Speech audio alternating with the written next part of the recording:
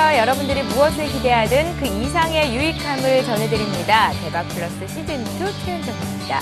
코스닥 시가총액의 50%를 차지하는 IT 부품주 삼성전자가 지지부진하면서 함께 급락세를 보였었고 개인 투자자들의 시름이 깊었었는데요. 다음 달에 삼성전자 2분기 실적이 발표가 되면 스마트폰 부진에 대한 우려가 불식이 될 거고 IT 부품주도 반등을 할 것 같다라고 예상이 됩니다. 그런데 현재 사상 최대 수준에 육박하는 신용융자가 코스닥 시장의 반등에 발목을 잡을 거다. 이런 보고서가 오늘 나왔는데요. 신용융자라는 게 돈 빌려서 주식 투자하는 거거든요. 코스닥 쪽에 지금 신용융자 잔액이 2조 3천억에 달한다고 하는데 코스피와 별반 다를 바가 없다고 합니다. 시가총액 면에서는 코스닥이 코스피에 비해서 10분의 1 수준인데 신용융자 잔액은 비슷하다는 거. 이건 뭘 의미하는 걸까요? 개인 투자자들이 그만큼 코스닥 쪽에서 돈 많이 빌려서 주식 투자를 했다는 건데요. 앞으로 코스닥 시장이 빠지면 개인 투자자들은 리스크를 좀 더 줄이기 위해서 투매에 동참을 하게 될 거고요. 코스닥이 반등을 하더라도 빨리 차익 실현해야지 물량이 더 많이 쏟아져 나올 수 있다는 겁니다. 어느 방향이든 코스닥에는 이룰 것이 없다는 이야기고 때문에 코스닥 시장이 회복하기에는 긴 시간이 걸릴 것이다. 이런 내용이었는데요. 개인 투자자들이 많이 거래하는 코스닥 시장이 그래서 더 걱정이 되기는 하는데 아마도 대박 플러스 시즌2를 시청하시는 우리 시청자 여러분들은 분명 다를 거라 생각이 듭니다. 그리고 다르기 위해서는 저희와 1시간 동안 함께 해야 한다는 것도 아실 거라 믿고요. 오늘도 힘차게 달려볼 텐데요. 함께 해주실 전문가부터 소개를 해드립니다. 오늘은 샘플러스의 김용준 멘토와 함께합니다. 안녕하세요. 네, 안녕하세요. 예, 반갑습니다. 네. 자, 오늘도요 참여 방법부터 좀 소개를 해드릴게요. 방송 보시다가 강의 내용이 조금 어렵다, 궁금하다 하시면 바로 연락 주시면 되는데요. 무료 문자 013-3366-0110번 이용하시면 되겠고요. 아니면 서울경제TV 홈페이지 들어오셔서 와글와글 게시판에 의견 달아주셔도 됩니다. 홈페이지 들어오시는 방법은 알고 계실 것 같은데요. 들어오셔서 의견 남겨주시면 저희가 훌륭한 멘토들의 답변을 남겨드리도록 하겠습니다. 자, 그럼 김용준 멘토와 함께하는 알찬 강의와 함께 종목 공개까지 지금부터 시작해봅니다.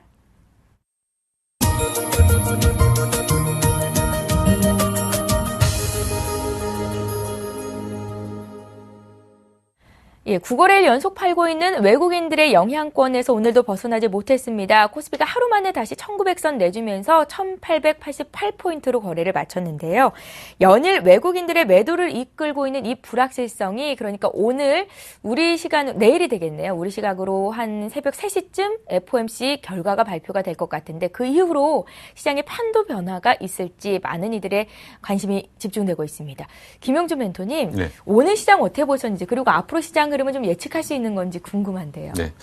일단 지금 이제 그 시장은 정상적인 움직임은 아닙니다. 정상적인 움직임은 아니고 일단 지난주에 시장을 억눌렀던 것은 결국 뭐냐면 전체적으로 이제 그동안 나왔던 미국의 양적 완화 조기 종료 가능성 그리고 일본의 양적 완화 축소 가능성 이런 것들이 이제 시장을 뒤흔들면서 지수가 이제 급락을 했던 것은 맞고요. 지난주에는 시장을 지배했던 가장 큰 이슈는 뭐였냐면 선물 옵션과 관련된 외국인들의 어떤 투기적 매매가 나타나지 않을까라고 하는 부분들이 상당히 부담스러웠던 한 주였었습니다. 근데 막상 이제 선물 옵션 만기일은 별 탈 없이 지나갔다라고 볼 수 있는데 최근에 선물 옵션 시장에서 더 흔들어 버립니다. 무슨 얘기냐면 이제 오늘 같은 경우에도 전일 이제 미국이 그러니까 전일 그 국내 증시가 그동안 낙폭에 따른 기술적 반등들을 비교적 강하게 했죠. 근데 아직 추세가 완전하게 확인되지 않은 상태에서 오늘은 그 전일 미국 시장이 FOMC에 대한 기대감 때문에 큰 폭으로 상승했음에도 불구하고 아침부터 외국인들의 대규모 투기적 매도세가 일단 시작이 됐습니다. 선물옵션 쪽에서 장중에 보니까 거의 2,000계약 정도까지 매도가 나오더라고요.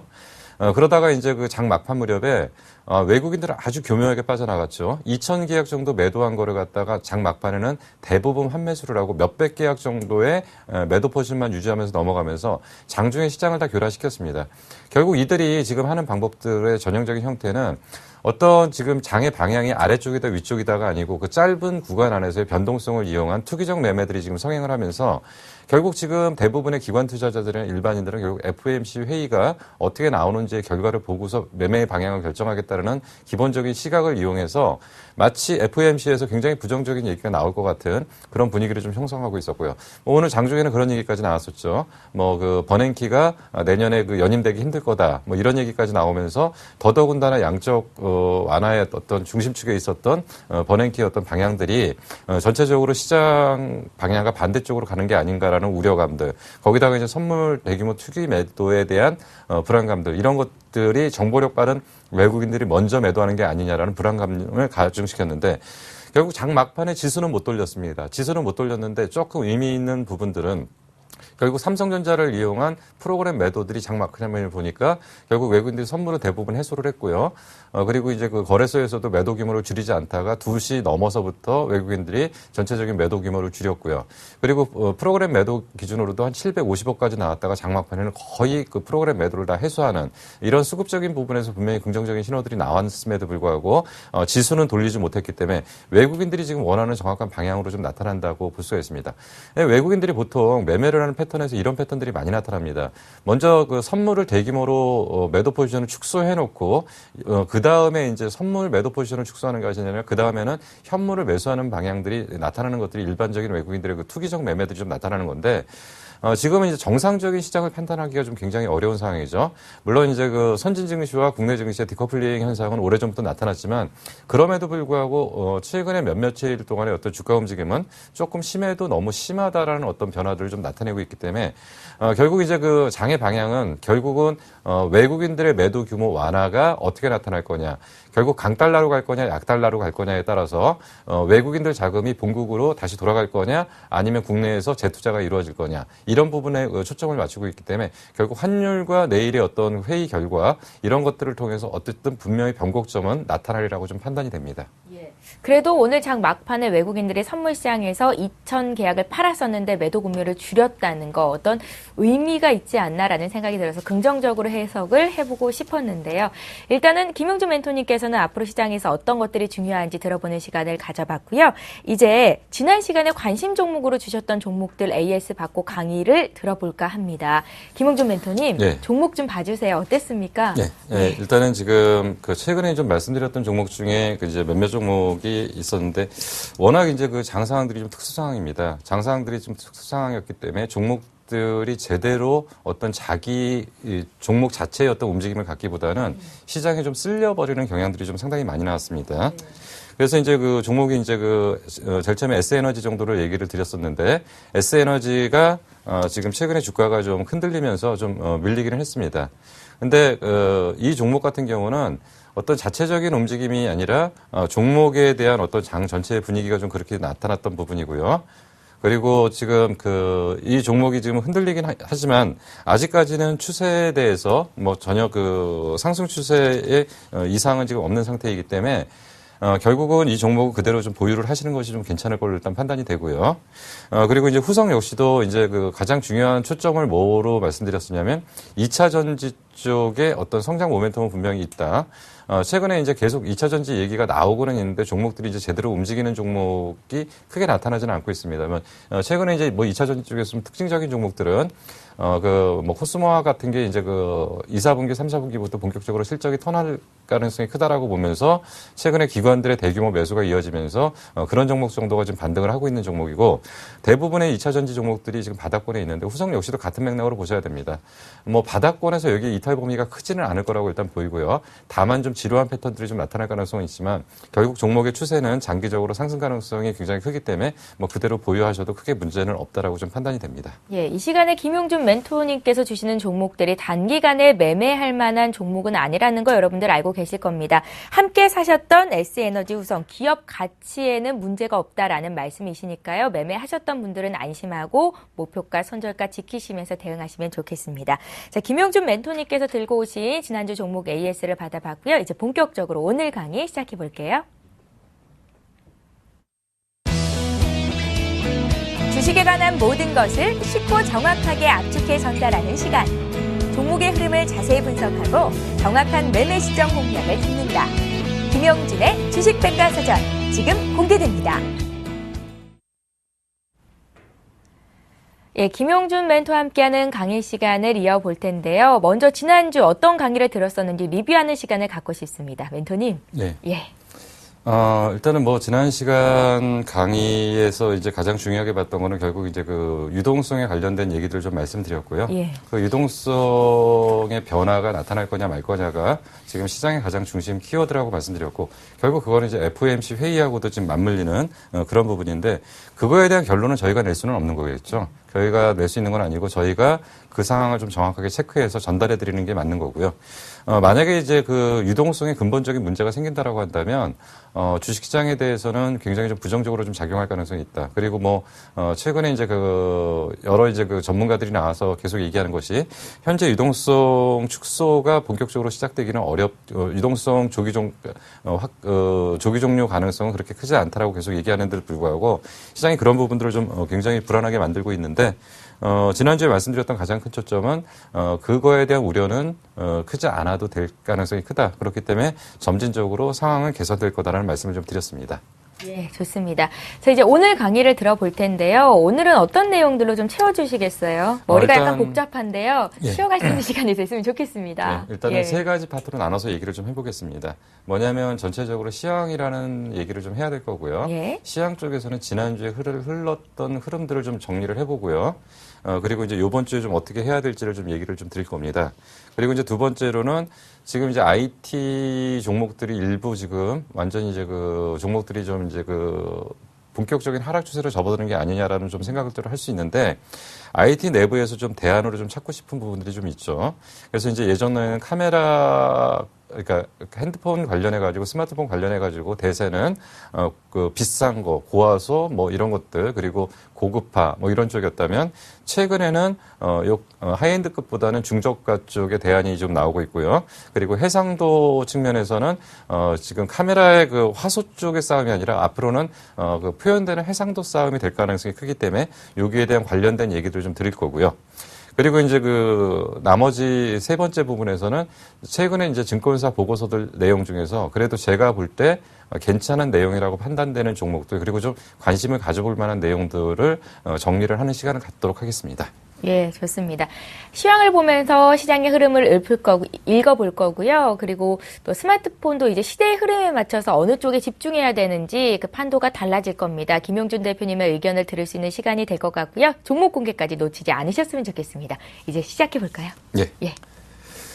일단 이제 지난주 시장을 먼저 좀 정리를 해보겠습니다. 지난주에 일단 거래소 같은 경우에는 한 1.76% 정도 하락을 했죠. 1.76% 정도 하락을 했는데, 오늘까지 빠진 것까지 감안하면 조금 더 빠졌을 겁니다. 이건 이제 금요일 기준입니다.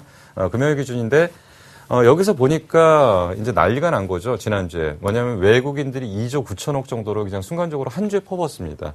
사실 이 정도 규모면 어마어마한 양인데, 이 규모의 반 정도를 어디다가 매도를 했냐면 삼성전자에다 거의 반 정도를 매도를 한 거죠.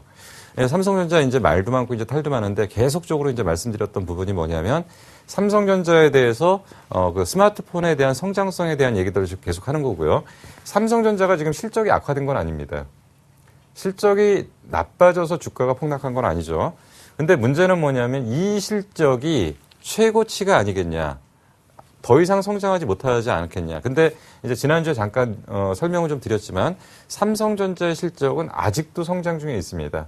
다만 성장 속도에 문제가 되는데, 그러면 이제 그 말씀드렸던 게 화랑기에서 보통 나타나는 전형적인 어떤 그 화랑기에서는 업황 사이클에서 화랑기에서는 그 이익이 늘어나도 주가가 못 올라가는 현상들을 벌이다가 결국 이제 이익이 급격하게 감소하게 되면 주가가 이제 폭락하는 그런 현상들이 보이는데, 삼성전자는 아마도 이런 맥락에서 좀 이해가 될 거고요. 그래서 이제 지난주에 말씀드렸을 때 뭐냐면 삼성전자에 대한 매도세는 외국인들 기준으로 거의 순간적으로 최고점에 왔고, 그러다 보면 한 번 정도 기관들이 받아서 되돌리는 자리가 나올 거고, 그리고 나서 종목이 박스권을 유지하는 그런 패턴들. 대형주들을 잘 기억하실 필요가 있습니다. 현대차도 그랬고요. 예전에 모든 종목들의 대형주들이 고점을 찍을 때 전형적으로 나타난 게 국내 기관이 먼저 매도를 하지는 않았다는 거죠. 국내 기관이 먼저 매도를 하지 않았고, 항상 어디서 먼저 매도가 나왔냐면 외국인들의 굉장히 공격적인 매도가 최고점에 항상 나타났고, 고점에서 매도가 나오고서 한 차례 밀렸다가 다시 되돌렸다가 종목이 이제 어떤 추세를 통해서 박스권을 좀 그리는, 근데 이런 종목들은 또 한 가지 확실한 거는 뭐냐면 실적이 되기 때문에 더 이상의 큰 폭의 폭락은 없던 거죠. 거꾸로 이제 나중에 보면은 애플을 살 거냐 삼성전자를 살 거냐 해서 그동안은 삼성전자가 애플에 비해서 상대적인 매력이 좀 없었던 부분이 뭐냐면 고점에 위에 있었기 때문에 그 매력이 좀 떨어졌다면 이제는 거꾸로 삼성전자에 대한 매력이 외국인들을 통해서 생길 수는 있습니다. 그래서 이게 이제 본격적인 상승은 아니지만 박스권 정도를 그릴 수 있다. 그래서 결국 지난주에 외국인의 매도 2조 9천억의 거의 대부분은 이제 삼성전자가 나왔고, 그리고 뭐 LG전자나 현대모비스, 현대차 이런 쪽에 집중적으로 나온 것은 이거는 결국은 어떤 측면에서 좀 보셔야 될 거냐면 이거는 이제 그 프로그램과 연계된 파생 쪽의 어떤 바스켓 쪽에서의 어떤 매도 공세로 봐야 되고, 이들 종목의 자체적인 어떤 문제들 때문에 큰 폭으로 매도가 나왔다고 보기는 어렵습니다. 그러니까 이 2조 9천억 정도의 매도 안에 상당 부분이 좀 포함된 거고, 그리고 이 부분의 상당 부분을 갖다가 1조 4천억 정도, 1조 4천억 정도를 기관이 받아줬는데, 기관들이 외국인의 매도 상당 부분을 받았습니다. 외국인의 매도를 상당 부분을 받았기 때문에 기관들은 어쨌든 간에 삼성전자를 이번에 받은 물량들을 좀 어떻게 해결을 해야 되겠죠. 그렇기 때문에 어떤 적당한 시점에서 분명히 반등 시도는 좀 있을 가능성이 좀 크다. 그래서 진짜 지난주에 그 핫 이슈는 결국 이거였죠. 뭐 삼성전자에 대한 외국인의 대규모 매도. 이거에 대해서는 분명히 한편에서는 어떤 측면으로 생각하자면 파생과 연결된 매도도 있었고요. 아까 말씀드린 FOMC에 대해서 FOMC에서 이번에 어떤 의사가 결정될 건지에 대해서 사전적인 어떤 매도가 좀 나왔을 가능성이 좀 상당히 크다. 뭐 이런 쪽으로 좀 해석을 할 수가 있고요. 외국인들이 이렇게 매도를 하면서 외국인들은 그래도 SK 하이닉스 같은 경우는 굉장히 장기적으로 많이 샀죠. 그리고 대림산업, 현대건설, GS 리타일, 자화전자 뭐 이런 것들을 좀 샀다고 하는데 이런 것들은 매도 규모에 비해서 매수 규모가 크게 의미가 없기 때문에 좀 미미한 상황이라고 일단 볼 수가 있습니다. 그래서 이제 일단 이 부분을 좀 보고요.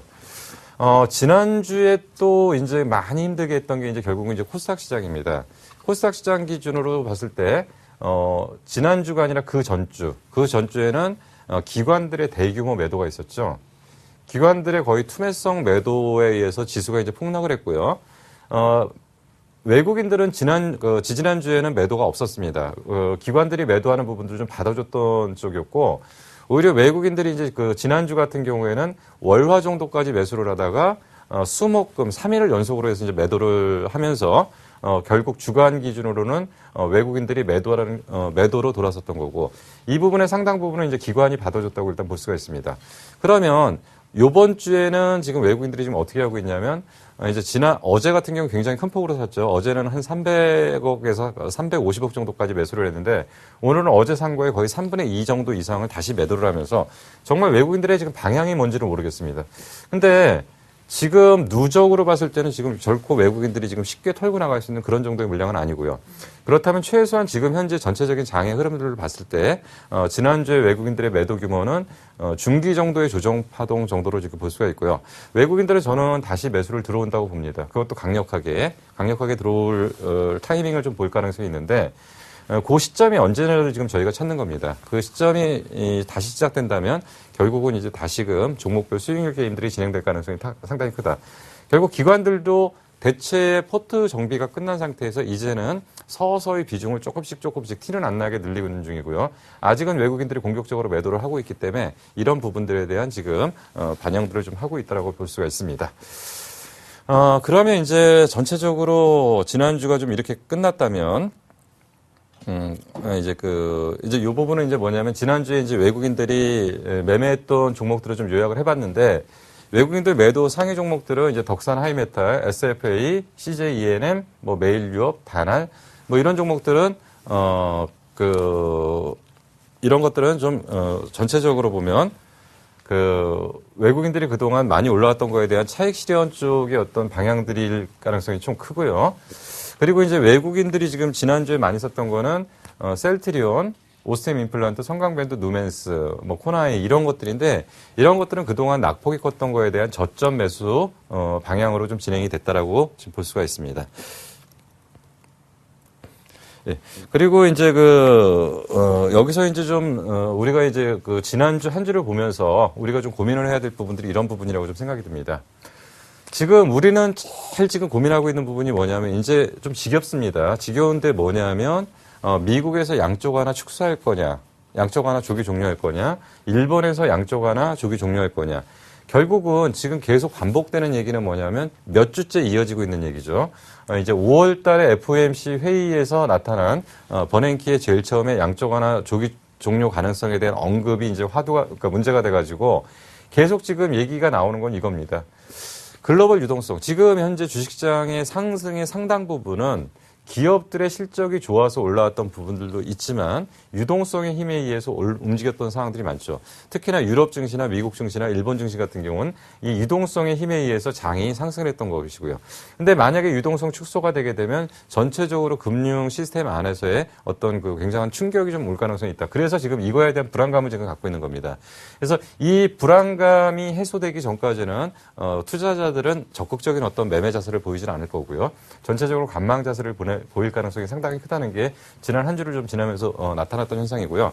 아까 잠깐 설명드린 것처럼 여기에다가 더 불안감을 가중시키는 게 이제 파생 쪽의 매매들입니다.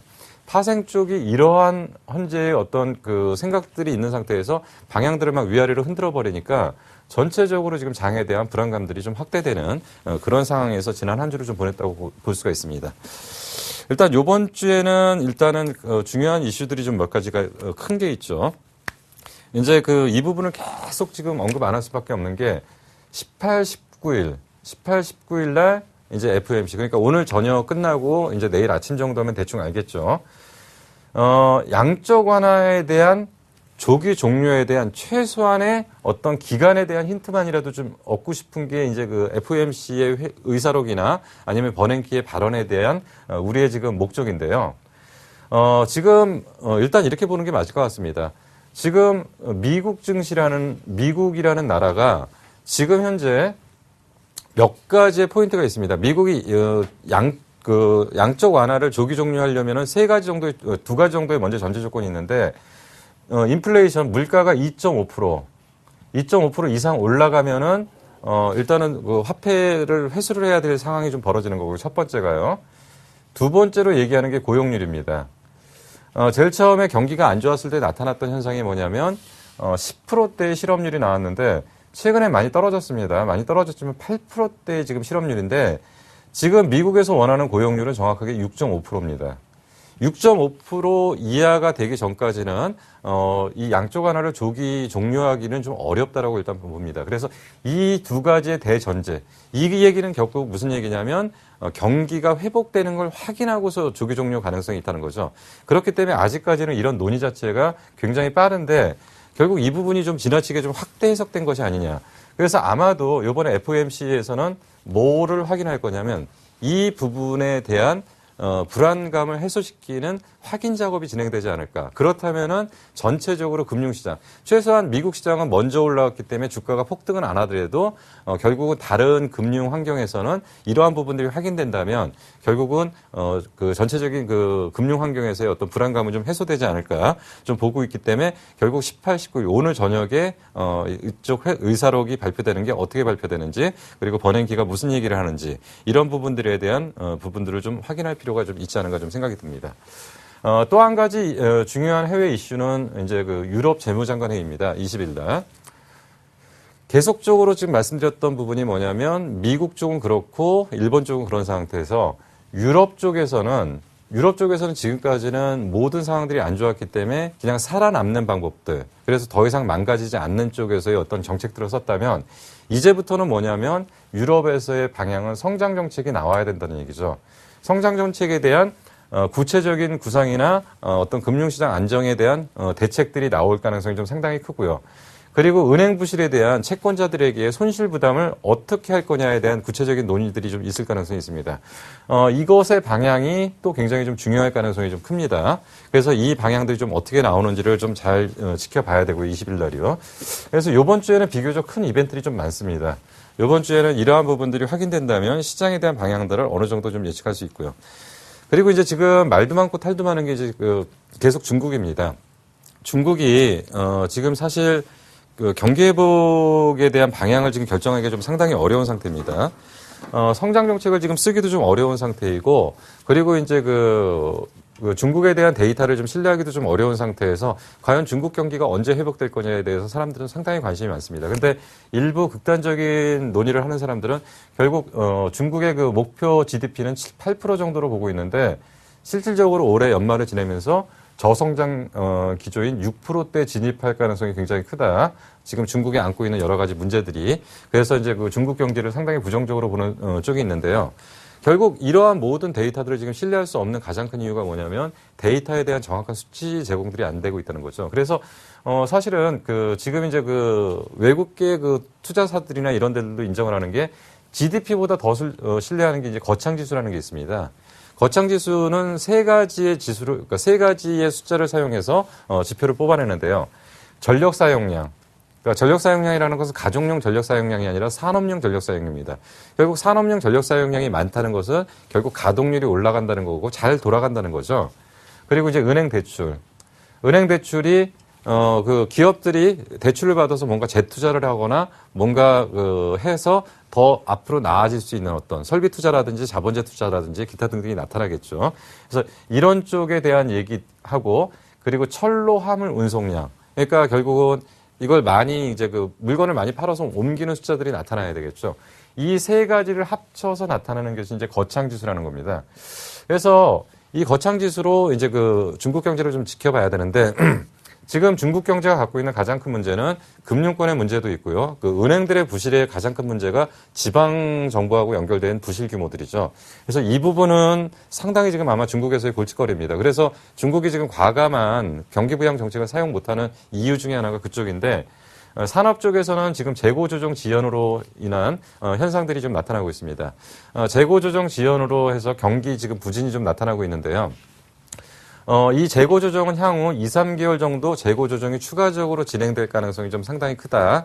그렇기 때문에 최소한 중국 경기는 재고 조정이 진행되는 2, 3개월 동안은 그렇게 크게 기대를 하기는 좀 어렵다라고 하는 분석자들이 나오는데 일단 거창 지수를 가지고 좀 잠깐 설명을 좀 드려보겠습니다. 예. 지금 거창지수 기준으로 그 2013년도 거창지수가 플러스 증가율을 보였던 것때 이제 5월을 기준으로 해서 5월을 전체적으로 기준으로 해서 중장기 대출하고 전력 사용량의 증가율이 좀 둔화되고 있습니다. 그래서 지금 이제 나타나는 부분들은 뭐냐면 지금 이 중장기 대출이나 전력 사용량 증가율의 변화들이 나타나는 상황들을 보면은 이제 그 어떤 중국 경제의 그 저점 확인이 좀 될 가능성이 있는데 이제 그 도표를 보면서 좀 잠깐 설명을 드리겠습니다. 지금 여기서 이제 그 파란색으로 표시된 이 화면이 이제 거창 지수인데 이제 최근에 올라가다가 다시 꺾이다가 여기서 이제 앞으로 어떻게 될 거냐.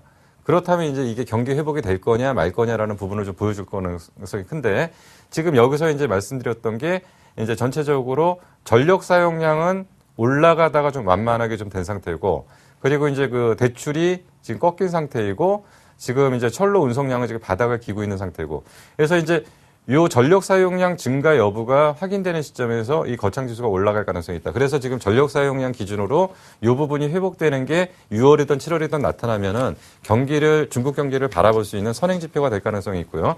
이런 것들이 선순환 구조를 가지면서 전체적인 상황은 긍정적으로 바뀔 가능성이 있다. 뭐 이렇게 좀 보실 수가 있을 겁니다. 그래서 지금 아까 말씀드린 것처럼 유럽 쪽이나 미국 쪽이나 중국 쪽에 대한 시각을 그런 시각으로 좀 보시면서 이들이 경기 회복이 본격적으로 나타나는 데는 조금 더 시간이 필요하지 않은가 좀 생각이 들고요. 그리고 일단 국내 증시에서 일단 변수들을 좀 점검하겠습니다. 이번 주에. 지금 현재 시장은 다른 걸로 설명하기 좀 어렵습니다. 외국인들 지금 투기적 매매입니다. 투기적 매매를 통해서 프로그램으로 일단 휘두르고 있는데 오늘 아까 말씀드린 것처럼 약간 진정되는 모습을 좀 보였기 때문에 일단 이 부분이 긍정적으로 나올 수 있는지를 좀 봐야 되고요. 그리고 결국은 현재에서는 코스닥이 올라온다, 거래소가 올라온다 따로따로 분리할 수가 없습니다. 왜냐하면 동반 상승을 해줘야 됩니다. 동반 상승을 해야지 일단 심리가 잡히거든요. 그래서 삼성전자를 중심으로 한 반등이 좀 강하게 좀 나와야 되고요. 코스닥의 차익 매물들이 꺾이면서 주도주가 없는데 새로운 어떤 종목들이 탄생하면서 장을 좀 이끌 만한 종목들이 좀 탄생을 해줘야지 될 거라는 거고요. 뭐 글로벌 증시와 연결된 것은 아까 말씀드린 것처럼 지금 글로벌 시장에서 지금 더 이상 나올 수 있는 큰 어떤 이슈들은 오늘과 이번 주를 지내면서 더 이상 없을 가능성이 크기 때문에 뭐 변동성 확대 구간은 아마도 이번 주까지가 변동성 확대 구간일 거고요. 다음 주부터는 전체적인 좀 추세가 잡힐 가능성이 있고요. 그리고 이제 유럽발 그리고 중국발 모멘텀이 좀 나와줘야 되는데 이거는 조금 좀 시간이 필요하기 때문에 결국은 지금은 바라볼 수 있는 것은 워낙 낙폭이 큰 거에 따른 기술적 반등들이 좀 진행될 가능성이 있다.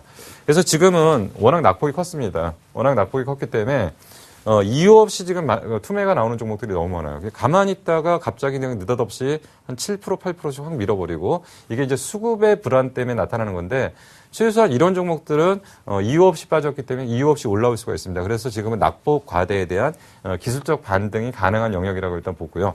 어제 나왔고 오늘 잠깐 주춤했는데 내일 만약에 나온다면 최소한 지수의 하단이 잡히기 때문에 일단은 그러면 최소한 바닥권에 대한 반발 매수는 좀 나올 가능성이 있습니다. 그래서 지금은 투매보다는 관망 쪽이 낫고요. 그리고 일정한 위험 관리를 할 수 있는 현금이 좀 필요할 때라고 좀 판단이 됩니다.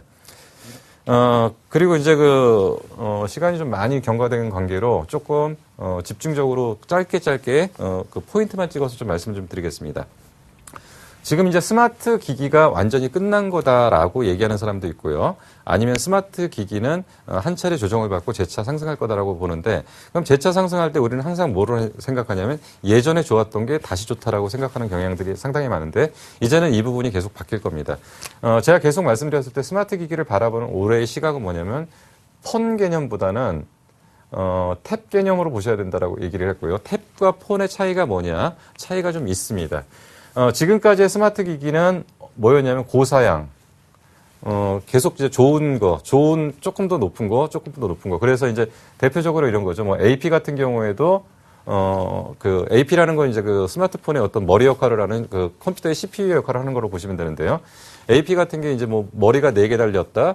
근데 이제 최근에 나오는 것은 머리가 8개 달리는 것까지 나오는 거죠. 그래서 이런 식으로 고사양.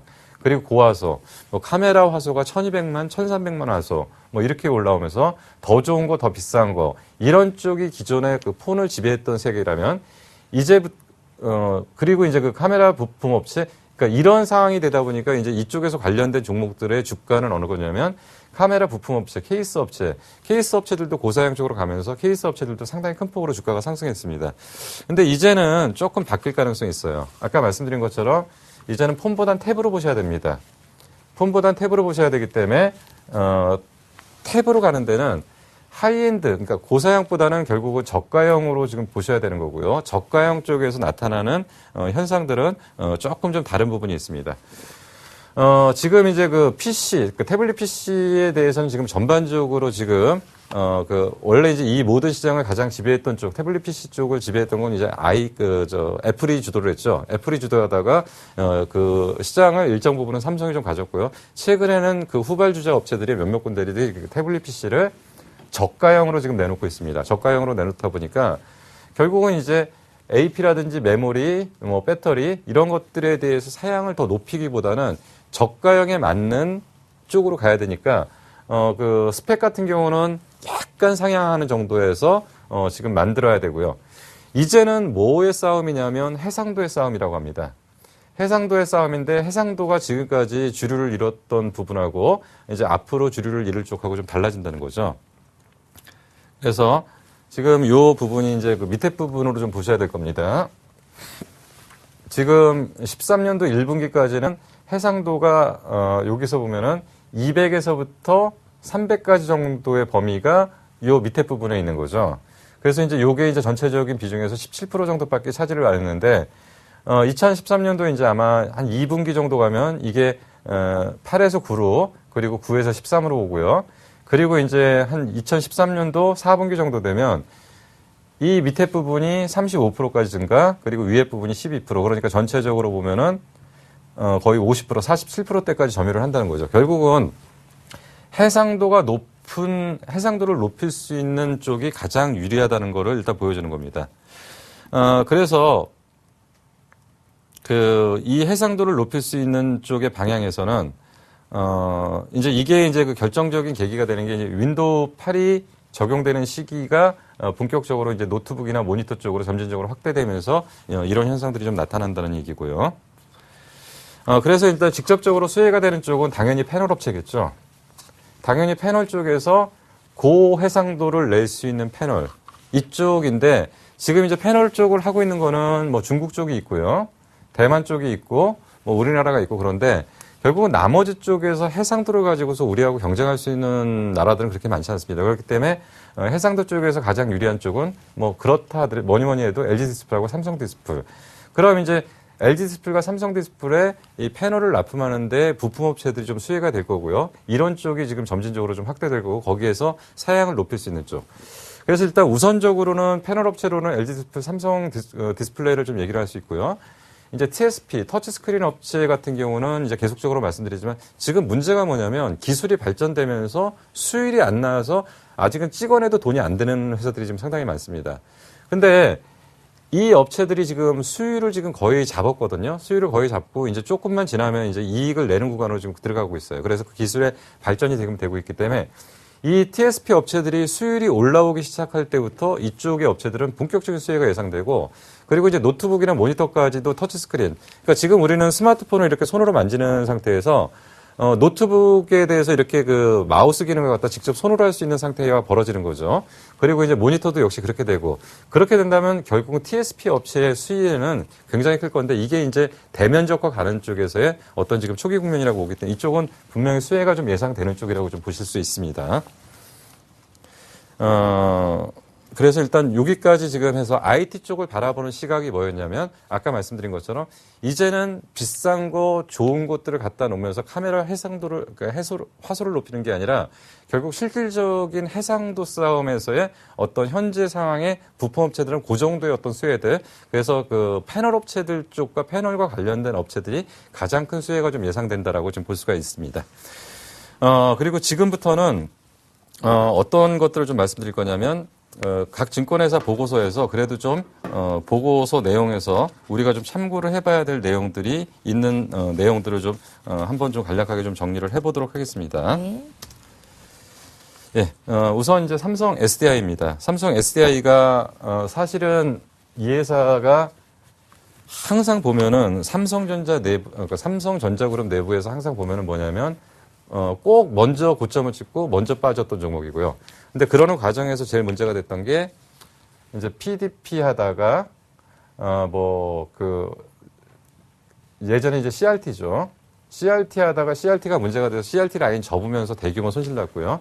이게 또 PDP로 가다가 PDP가 또 문제가 돼가지고 걷어내면서 대규모 손실이 났고 그러면서 이제 삼성 SDI라는 회사는 어떻게 바뀌었냐면 뭘로 바뀌었냐면 이제는 전지업체로 바뀐 거죠. 전지업체 중에서 전지업체로 가면서 이쪽으로만 좀 집중을 하는 상태입니다.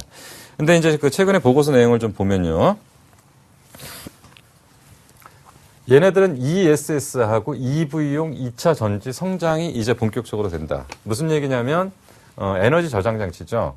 에너지 저장 장치라는 거는 뭐 여러 가지로 좀 쓸 수 있는데요.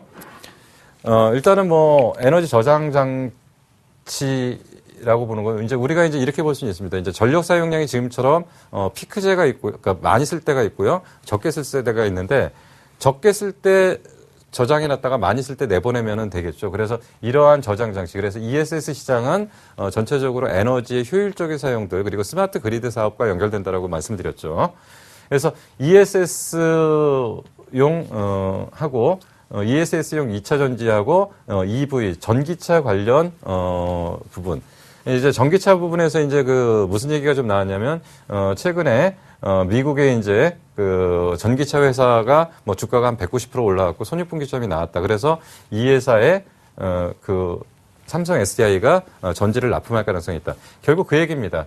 지금 이제 삼성 SDI를 바라보니까 어떤 현상이 벌어지냐면 사실 그동안은 투자 단계였죠. ESS하고 EV가 전부 투자 단계였습니다. 투자 단계였는데 이런 것들이 이제는 최소한 뭔가 의미 있는 부분들이 좀 나타나고 있다라는 거고요. 이런 것들이 이제 곧 눈에 좀 보일 가능성이 좀 크다. 그리고 이제 얘네들이 이제 그 시장이 본격적으로 EV 시장 같은 경우, 그러니까 그 전기차 관련한 대형 2차 전지 시장은 굉장히 규모가 커질 걸로 지금 보고 있기 때문에 작년 말 기준으로 월 5만 셀 정도를 생산할 수 있는 라인들을 갖다가 이제 2013년 말, 그러니까 올해 말로는 40만 셀까지 지금 증설을 합니다. 그러니까 한 8배 정도 규모를 키우는 거죠. 8배 정도 규모를 키우는데 아무 생각 없이 공장을 키우는 건 아니죠. 결국 유럽하고 미국의 주요 고객사들이 완전히 라인업이 구축됐고 이제 본격적으로 발주가 나올 때가 됐으니까 이제 여기까지 증설을 해도 된다라고 했고요. 그리고 이제 전체적으로 이제 비용들을 좀 효율적으로 좀 정비를 했습니다. 사실, 삼성 SDI가 앞부분에 설명드렸지만 이 회사가 패널 업체인지 뭔지 굉장히 왔다 갔다 했는데 이제는 완전히 2차 전지 회사로 지금 돌았습니다. 그렇기 때문에 이 부분에서 지금 경영 효율화를 통해서 비용을 많이 줄였고요. 그래서 이런 부분들이 이제 진행되면서 일단 2, 4분기부터는 실적 개선이 지금 나타납니다. 아직은 회사 시가총액 대비로 그렇게 싼 주식은 아니에요. 근데 이제는 변화가 되고 있기 때문에 2, 4분기 영업 흑자가 나면서 매출도 좀 증가하고 이런 패턴들이 향후 중요하다. 그래서 지금 이제 이 보고서에서 담은 내용은 이러한 부분들이 이제 반영돼서 주가는 서서히 가야 된다라는 얘기고 상당히 이제 설명의 논리가 좀 있었습니다. 그리고 이제 흑자 전환 사유로는 이제 PDP 사업부 정리하는 적자를 2분기에는 이제 BEP 수준 정도로 맞췄고요.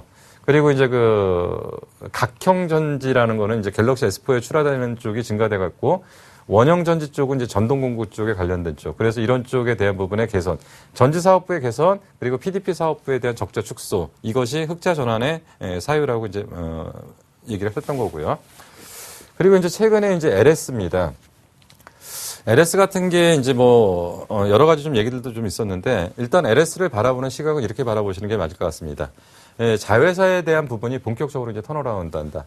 사실, 지주회사는 뭐냐면 각 사업부, 각 자회사의 어떤 영업이익들을 합쳐서 기업의 시가총액으로 만드는 회사인데 LS한전, LS엠트론, LS니코동 이런 것들이 지금 전반적으로 2분기에 턴을 하거나 그 전부터 지금 턴을 해서 최소한 2분기에는 모든 회사들이 다 상황들이 좋아진다는 거고요.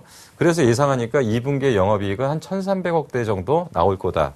그래서 2분기의 영업이익은 1,300억 정도가 나올 것 같으니까 연간 기준으로 5,900억. 5,900억 정도면은 어느 정도로 봐야 되냐면 이 회사의 시가총액은 그래도 보통 이제 펄을 한 10 정도로 적용을 한다면 한 6조 정도 나와야 되는데 지금 현재 이 회사는 2조 2천억 정도밖에 지금 시가총액이 안 나오기 때문에 굉장히 저평가되어 있다는 거고 거기다가 이제 부동산 매각도 현재 진행되는데 이 부분에서 현금이 한 5,900억 정도 유입이 기대가 되기 때문에 결국 전체적인 상황으로 봤을 때는 LS는 이제 본격적으로 턴을 해야 될 종목 중에 하나라는 게 이 보고서 내용의 요지였습니다.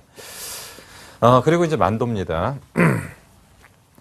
만도를 지금 현재 한 10만 원 정도로 하는데 목표가를 13만 8천 원 정도. 그래서 목표가를 지금 40% 정도 지금 올라갈 수 있는 상황인데 근거는 뭐냐면 만도라는 회사는 만도가 나빠서 주가가 빠진 게 아니었죠. 한라건설이라는 관련 쪽의 그룹 리스크 때문에 유동성의 문제. 그러니까 만도에 대한 만도에 대한 영업이익을 한라건설 유증으로 다 넣어주면서 그때 신뢰의 문제가 생겨서 급격하게 빠진 거죠. 근데 지금 보니까 실적이 성장하는데 확대 국면이 지금 나타나고 있다는 거죠. 지금 만도라는 회사는 모든 중심이 뭐냐면 현대 기아차에 납품하는 쪽하고 GM 쪽에 납품하는 두 가지 구조를 거의 절대적인 매출 비중으로 갖고 있었는데 최근에 이 비중이 이쪽에 이제 매출 규모가 줄어든 게 아니라 이 비중이 줄어드는 거죠. 그러면서 딴 쪽의 비중이 올라왔는데 중국 관련 쪽 매출이 아주 빠르게 지금 진행되고 있기 때문에 이런 부분들이 좀 상당히 긍정적으로 지금 작용을 하고 있다는 얘기고요. 그리고 만도는 이 한라건설 리스크만 없다면은 주가는 많이 올라갈 수 있는데 결국 한라건설이 연내 지금 진행하고 있는 게 가산동에 있는 한라하일이라는 거를 지금 매각을 지금 진행 중인데 몇몇 군데하고 지금 협상 진행 중인 거라고 지금 얘기를 하고 있습니다. 그래서 이게 진행되면 한 2,700억 정도가 현금 유입이 될 거기 때문에 그렇다면은 그러니까 한라건설 리스크가 해소되면서 지금 전반적인 상황들은 좋아질 거다. 그래서 목표가는 좀 상향 조정한다. 이런 정도의 증권사 보고서들 내용들을 좀 봤습니다. 그래서 지금 이제 세 가지로 지금 나눠서 설명드린 거죠. 이제 시황에서 결국은 FOMC 회의를 기점으로 그리고 유럽 재무장관 회의를 기점으로 향후 장세는 좀 변화될 가능성이 있다라는 얘기를 드렸고요. 두 번째로 IT 쪽의 대안은 이제는 비싼 거 좋은 거 쪽보다는 중저가 쪽의 어떤 방향에서 새로운 대안이 나오는데 그쪽에서 가장 중요한 건 패널이다. 그래서 화소가 아니라 고해상도의 방향을 좀 봐야 된다. 그리고 이제 증권사 리포트 중에서 괜찮았던 것이 이제 삼성 SDI, 만도, LS 정도는 그래도 좀 생각해 볼 만한 내용들을 좀 담고 있다라고 말씀드렸습니다. 그리고 이제 제가 오늘 준비한 종목들을 잠깐 설명을 좀 드리도록 하겠습니다.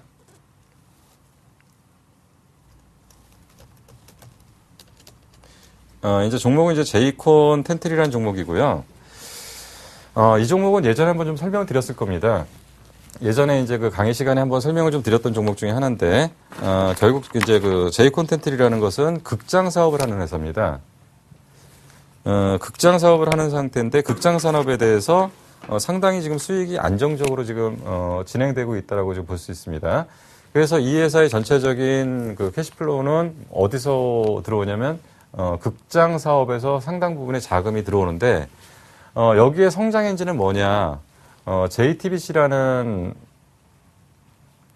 이제 그 케이블 방송입니다. 근데 그 사실은 이 공중파, 그러니까 SBS, KBS, 뭐 MBC 이런 데를 제외하고 사실은 이쪽이 지금 가장 빠른 속도로 좀 성장을 하고 있고요. 그리고 이제 이 내면에는 실질적으로 이 회사의 최대 주주는 이제 중앙일보죠.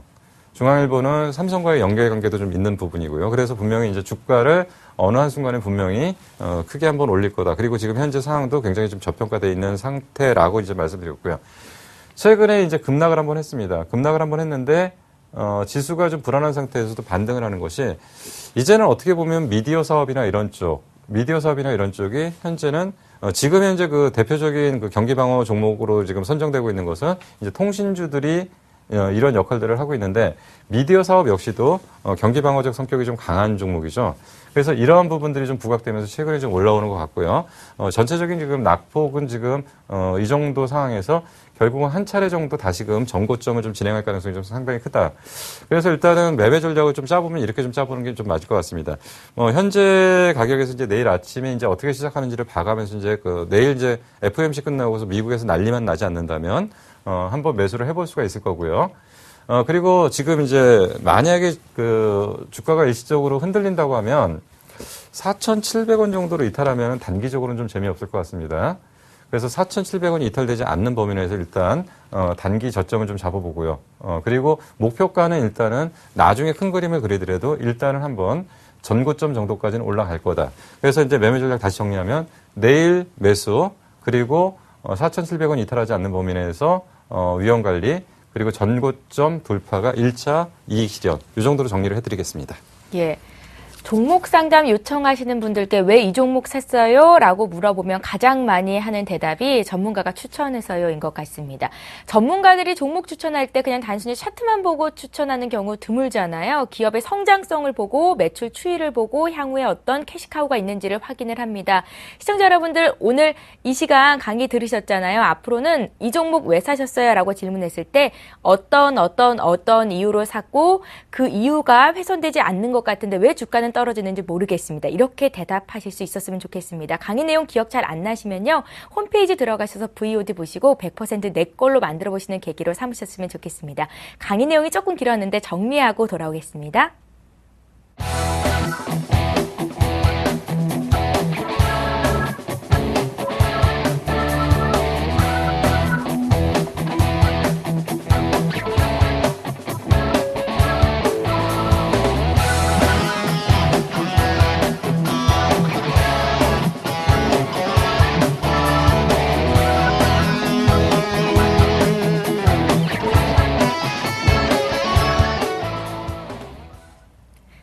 예, 오늘도 시간이 벌써 이렇게 됐어요. 오늘 대박 플러스 시즌2를 함께 열어주신 분은요. 샘플러스의 김용준 멘토셨습니다. 잘 들었습니다. 네, 감사합니다. 예, 매주 월요일부터 목요일까지 샘플러스 전문가들의 전문가 방송을 보실 수 있습니다. 주식 승천 10시 보시고 11시 반부터는 홈페이지 들어가셔서 샘플러스 전문가들의 주식 투자 노하우 들어볼 수 있는 시간인데요. 잠들기 전 1시간을 잘 활용해 보십시오. 오늘 순서 여기서 마치고요. 저희는 내일 이 시간에 돌아오겠습니다. 고맙습니다.